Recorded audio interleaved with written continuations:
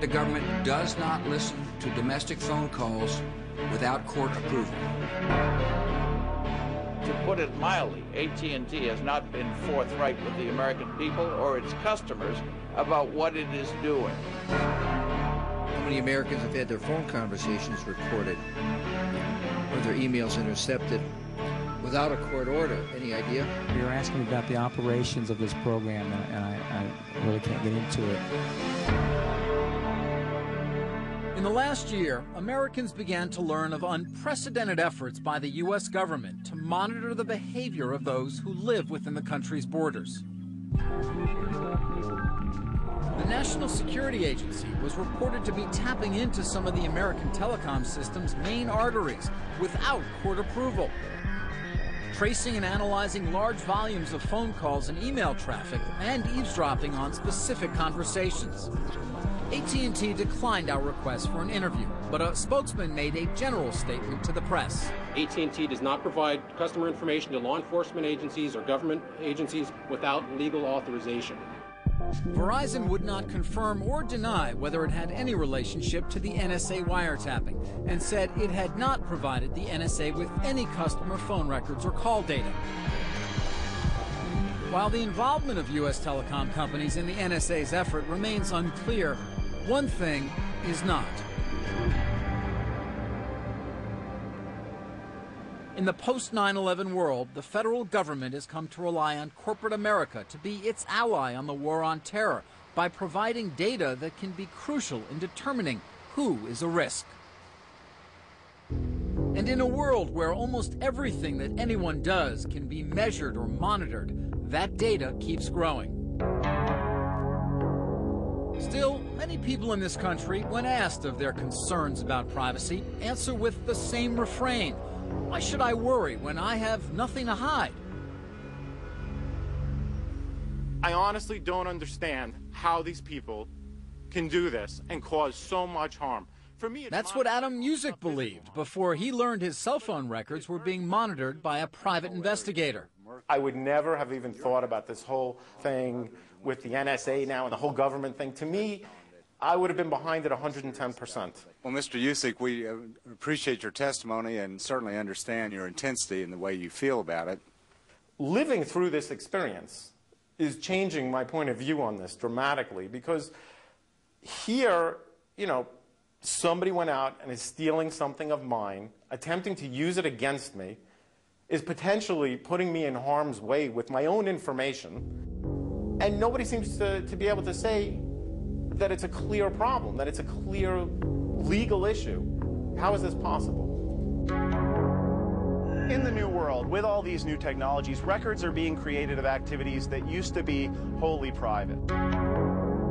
Those records are no longer held solely in one's home, where you have constitutional protection from search or seizure under the Fourth Amendment. They are now held by countless businesses that intersect our lives, so-called third parties, to which the Fourth Amendment does not apply.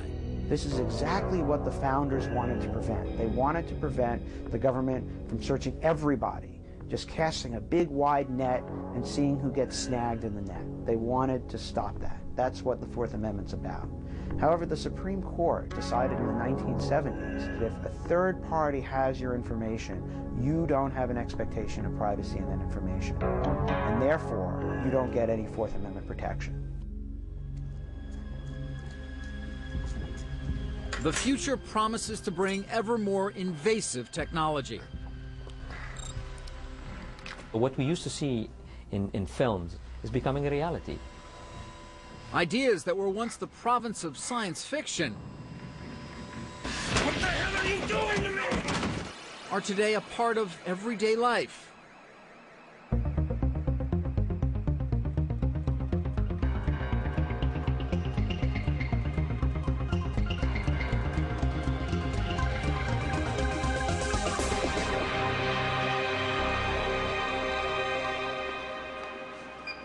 In early 2006, a number of employees of a video surveillance company called City Watchers in Cincinnati, Ohio, were implanted with microchips. They make a small incision in your arm where the actual chip is then implanted subcutaneously under your skin. Called the lady, have her type in, what is my IP? CEO Sean Dark thought security at the company would be enhanced if its workers implanted the chips, which allow people to identify themselves by holding their arm in front of a scanner. It's not Big Brother-ish because there's no information about you on the chip. It's tied to a database within the company that says this person is allowed to come into the facility. Scott Silverman is the CEO of Applied Digital, the owner of Verichip. The Delray Beach, Florida company develops, manufactures, and markets the chips, which are primarily used for animal tracking and medical patients who may need them in order to communicate with a doctor in an emergency situation.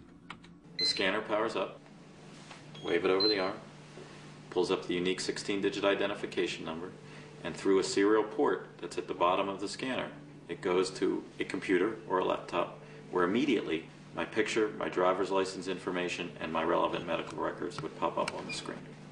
Those that fear the Big Brother aspect, that government's going to make sure that everyone has one of these chips and they're going to be able to track your every move, there's no location technology in this whatsoever. Implantable chips sound scary, but a lot of people say it really you shouldn't be concerned about it. Would you be? I think so. I think that there are good uses and there are bad uses of this technology. I think one thing about the chips is, what if they can be read by someone, and how far can they be read? Currently, they can't be read at a great distance, but what if they could? In the future, we can't assume they're going to stay the same. In the future, little will stay the same. Galileo is about to be deployed, and its coverage will be worldwide right from the start. The Galileo satellite navigation system, scheduled to be launched in 2008, will take surveillance to a whole new level. It will offer positioning accurate to within 2 meters, whereas GPS is accurate only to within 15 meters.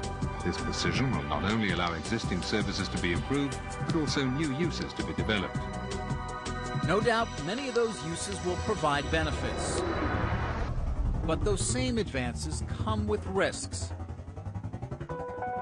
With each advance comes an added threat were the technology to be abused.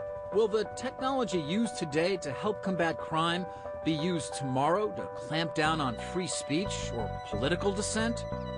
Dr. Attic, one of the fathers of biometrics, knows the nefarious possibilities that technology provides. I read a quote from you saying that 50 years down the line, when I look at my life's achievements, I don't want to be the person that people say, well, he's like the guy who invented the atomic bomb. This is a powerful technology, and therefore, as is the case with any other powerful technology, we have to insist on its responsible use. Charles Morgan, the leader of one of the country's largest data mining companies, also has his apprehensions. We're all concerned. I mean, I'm concerned if the government misuses stuff. I mean, you know, we all we're very fearful of Big Brother. I'm not very worried that that'll happen because there's going to be so much oversight. Privacy advocates don't believe there's been enough oversight. It's going to be critical over the next 10 years to try to establish a balance between individuals' privacy rights and the ability of government to get our personal information. And what we do in this next 10 years is going to control our privacy for generations.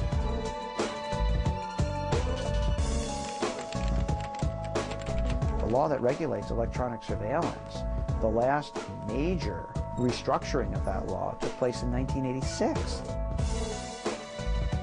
We need a regulatory infrastructure to protect privacy, and right now we don't quite have one to match the new technologies that we have.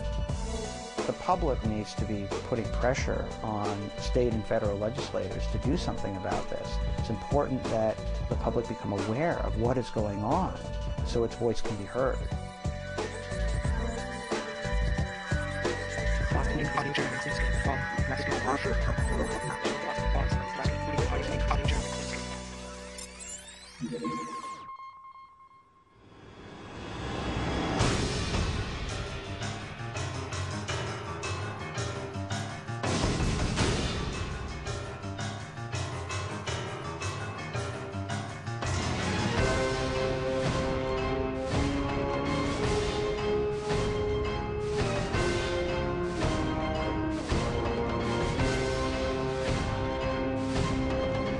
victory and a loss.